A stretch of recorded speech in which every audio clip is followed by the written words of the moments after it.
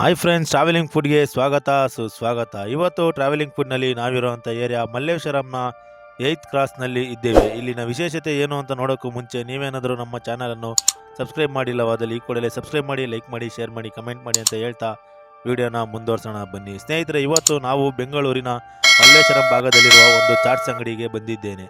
ಇಲ್ಲಿ ಸಿಗುವ ಒಂದು ವಿಶೇಷ ಐಟಮ್ ಎಲ್ಲರ ಗಮನ ಸೆಳೆಯುತ್ತದೆ. ಅದು ಏನು ಅಂತ ಗೊತ್ತಾ? ಕೇವಲ 50 ರೂಪಾಯಿಗೆ ಸಿಗುವ ಪಿಜ್ಜಾ. ಇದರ ರುಚಿ ಹೇಗಿರುತ್ತೆ ಅಂತ ನೀವು ನೋಡಿದ್ರೆ ಇಲ್ಲಿ ಬಂದು ಟೇಸ್ಟ್ ಮಾಡಿದ್ರೆ ಮಾತ್ರ ಗೊತ್ತಾಗುತ್ತೆ.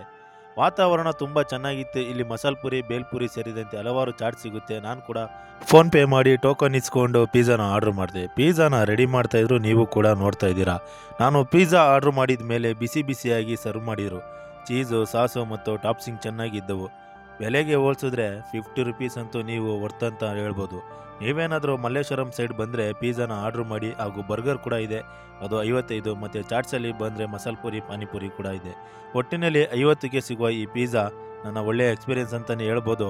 ಮತ್ತು ಅವರು ರೆಡಿ ಆದಮೇಲೆ ಕೈಗೆ ಕೊಟ್ಟರು, ನಾನು ಕೂಡ ತೊಗೊಂಡೆ. ಅದು ಹೇಗಿರುತ್ತೆ ಅಂತ ನಿಮಗೆ ಟೇಸ್ಟ್ ಮಾಡಿ ಹೇಳ್ತೀನಿ.